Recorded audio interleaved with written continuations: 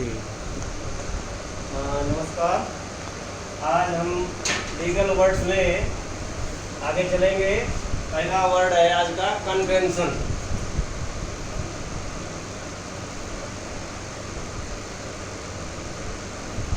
Convention प्रथा के रूप में भी बोला जाता है और कन्वेंशन जो अंतर्राष्ट्रीय संधियां होती हैं उसके लिए भी शब्द यूज होता है, तो आप इसके दोनों मीनिंग यूज कर लीजिए। तीसरा मीनिंग इसका एक और है, जो कोई बहुत बड़ा संगठन होता है, अपना कोई वार्षिक सभा करता है तो उसको भी कन्वेंशन बोला जाता है।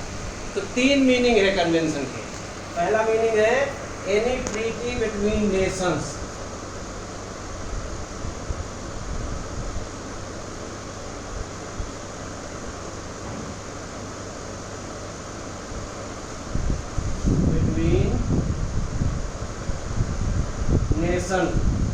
नेशंस, जैसे कि हम सुनते हैं जेनेवा कन्वेंशंस, वियना कन्वेंशंस, अंतर्राष्ट्रीय संधियां होती हैं कहीं ड्रग्स को लेके, कभी पर्यावरण को लेके, कभी युद्ध बंदियों को लेके, उनको हम जेनेवा कन्वेंशंस या वियना कन्वेंशन, जहां पर वो संधि दस्तखत की जाती है अन्य देशों द्वारा, सभी देशों द्वारा, जो पार्टीज होती हैं उसको उस शहर के नाम से दे देते हैं, जेनेवा कन्वेंशन या Vienna convention. Any treaty between nations. दूसरा मीनिंग है a custom or way of doing things. A custom or way of doing something.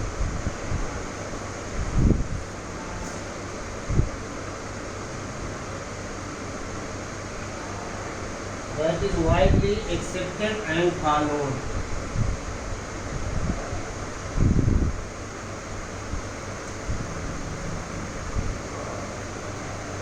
Accepted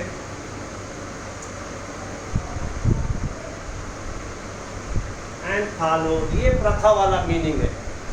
प्रथा रूढ़ सी बन जाती है, कस्टम सा बन जाता है। वो कोई व्यापारिक कन्वेंशन हो सकती है, कोई पॉलिटिकल कन्वेंशन हो सकती है। कि जैसे इंग्लैंड में एक कन्वेंशन है कि जब रानी या राजा वहाँ का भाषण देता है संसद में, तो उसके एक तरफ प्रधानमंत्री खड़ा होता है, एक तरफ वहाँ का जो विपक्ष का नेता होता है, हाउस ऑफ जो लीडर ऑफ अपोजिशन होता है, वो खड़ा होता है। तो वो एक कन्वेंशन है उनकी। ऐसे ही कुछ व्यापारिक कन्वेंशंस होती हैं, प्रथाएँ हो जाती हैं, पड़ जाती हैं, इसको कन्वेंशन बोला जाता है। तीसरा है use a meeting of people for a common purpose.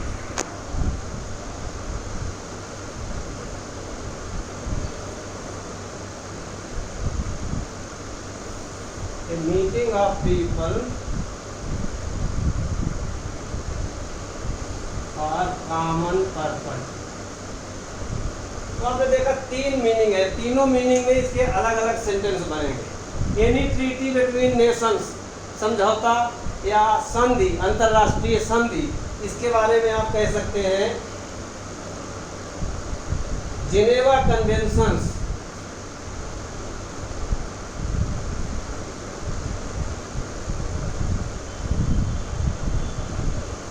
Geneva conventions 1951, 1951 की Geneva convention deals with the refugees and their rights.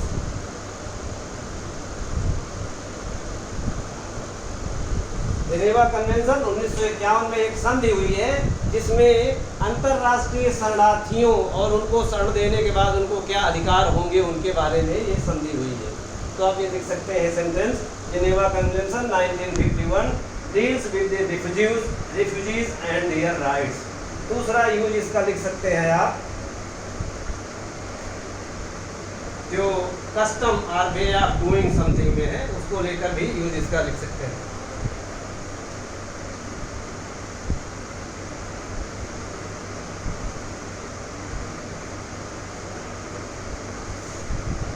इसके बारे में आप सेंटेंस बना सकते हैं, there is a convention Hindi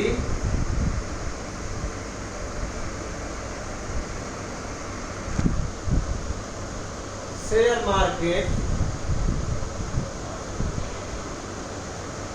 about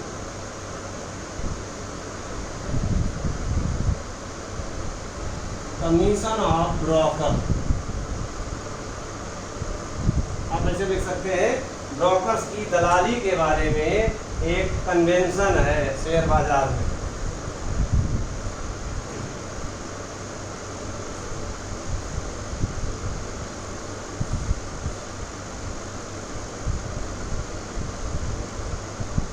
अगला वर्ड है corporate.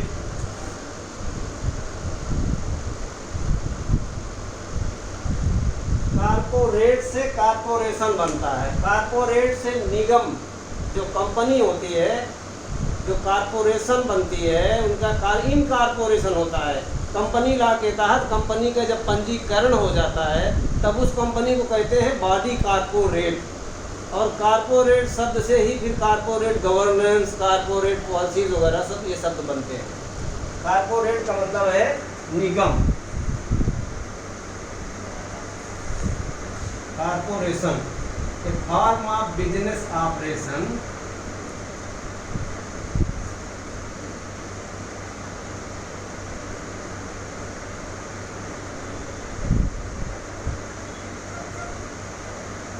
form of business operation that declares the business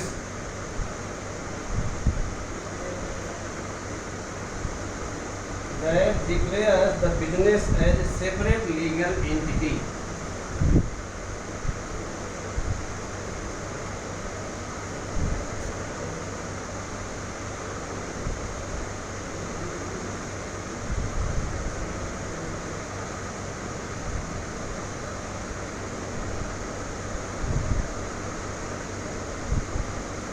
व्यापार करने का एक तरीका है जो कि उस व्यापार को एक सेपरेट लीगल एंटिटी बना देता है।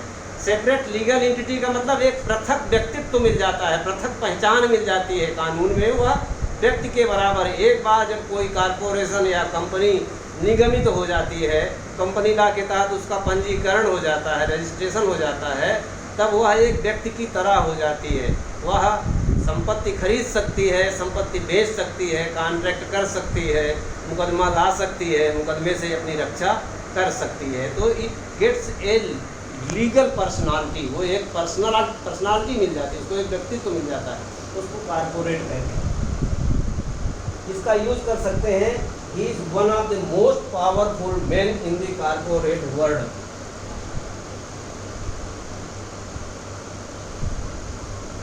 He is one of the most powerful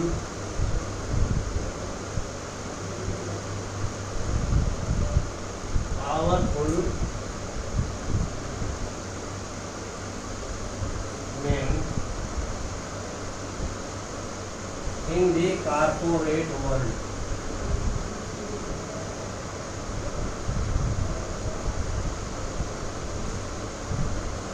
मतलब कारपोरेट जगत में, निगमित दुनिया की जगत में, व्यापार के जगत में वह व्यक्ति, अब वह व्यक्ति किसी के लिए भी हो सकता है, वह व्यक्ति मुकेश अंबानी के लिए हो सकता है, वह व्यक्ति बिल गेट्स के लिए हो सकता है, वह व्यक्ति जॉर्ज बुफे के लिए हो सकता है। कोई भी व्यक्ति जो व्यापार के वर्ल्ड में एक अच्छा नाम कमा चुका है, उसको आप कह सकते हैं कि one of the most powerful man in the corporate world.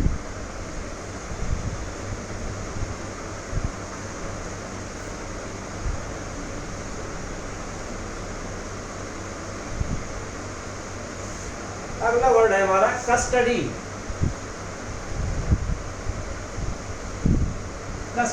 Custody को हिंदी में आप कहेंगे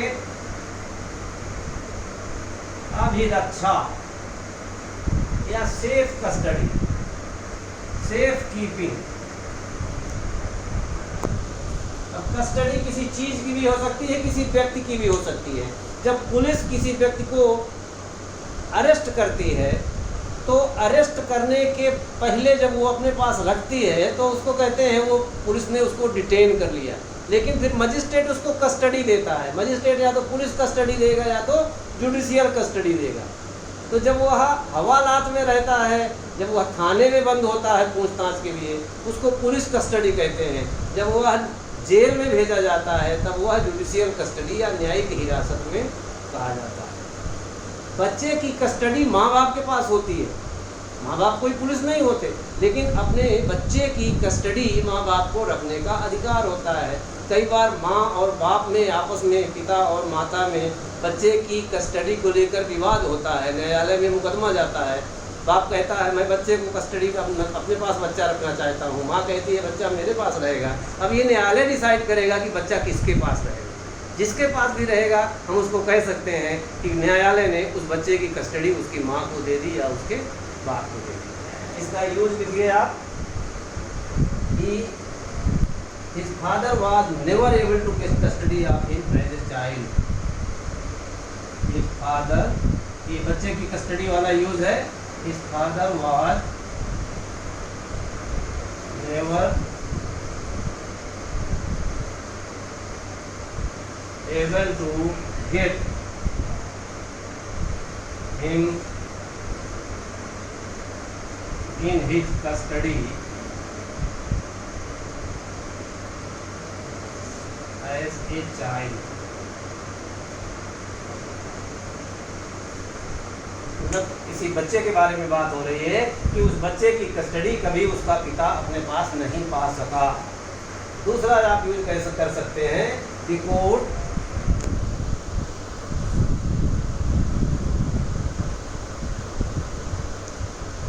remanded the accused in police custody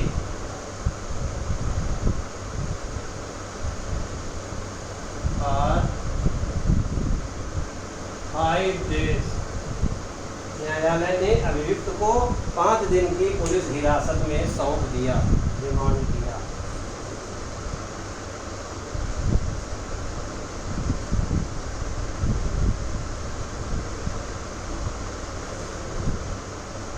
अगला वर्ड है हमारा डैमेजेस।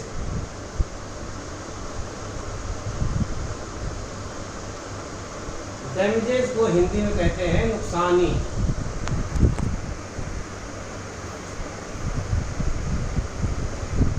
नुकसानी, नुकसान से नुकसानी बना है, लेकिन यहाँ नुकसानी का मतलब है एक मुआवजे से। टॉर्ट में या कॉन्ट्रैक्ट के ब्रीच में जब न्यायालय क्षतिपूर्ति के तौर पर कोई धनराशि अवार्ड करता है तो उसको डैमेजेस या नुकसानी कहा जाता है।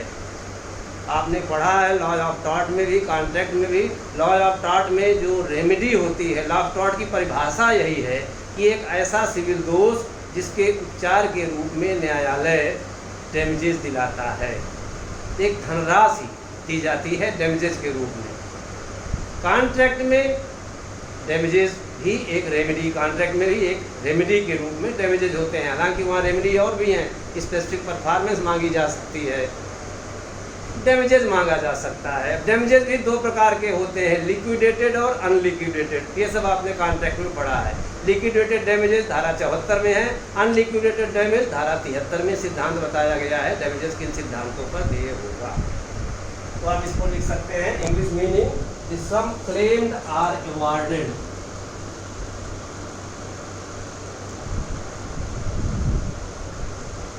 सम claimed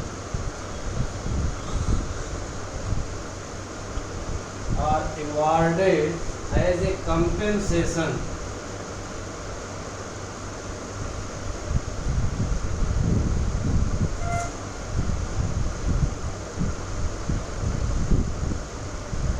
for loss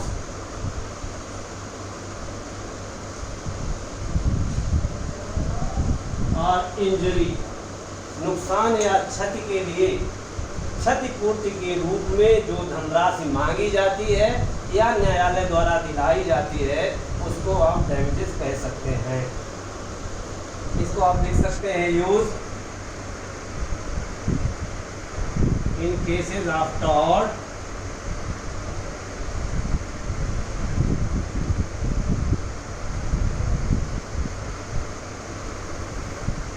remedy is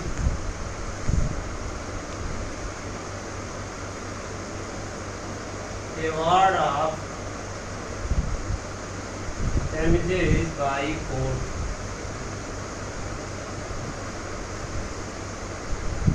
दूसरा यूज आप देख सकते हैं, section 74 of contract act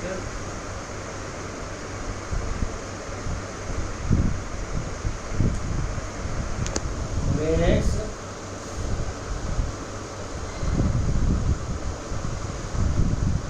provision for liquidated damages.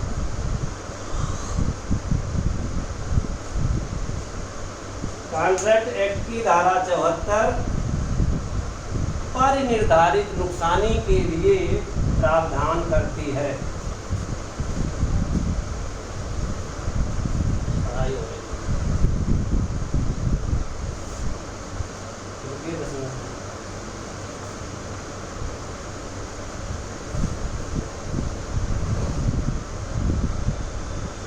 अगला शब्द है डिक्री।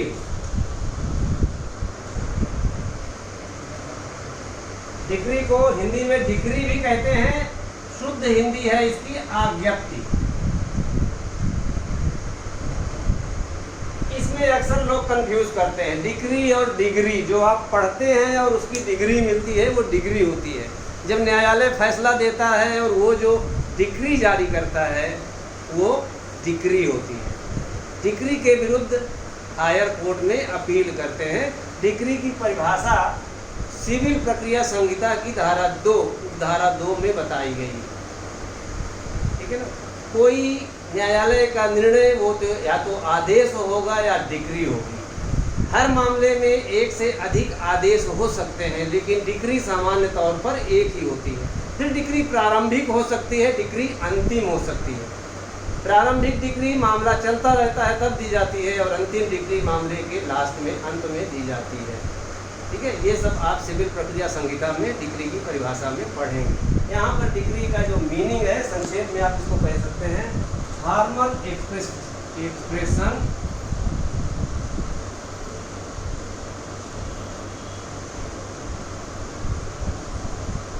ऑफ एन एडजुडिकेशन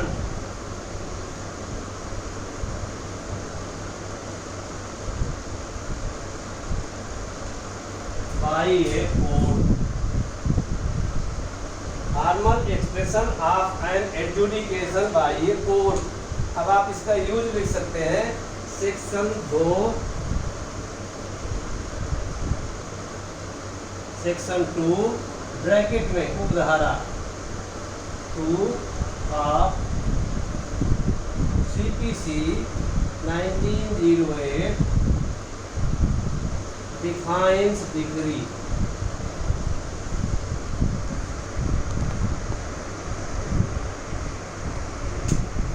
धारा 2 संक्षेप में सेंटेंस है, संक्षेप में धारा 2 उपधारा 2 CPC 1908 की डिग्री की परिभाषा देती है। बड़ा सेंटेंस भी लिख सकते हैं, ए ग्रीव्ड पार्टी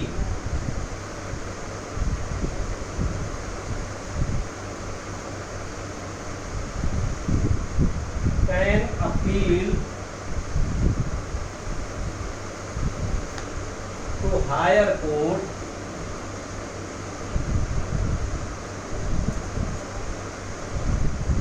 against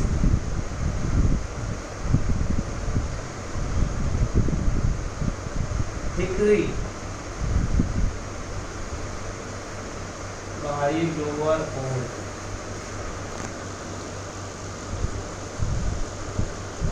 अधीनस्थ न्यायालय की डिग्री के विरुद्ध वरिष्ठ न्यायालय को पीड़ित पक्षकार अपील कर सकता है।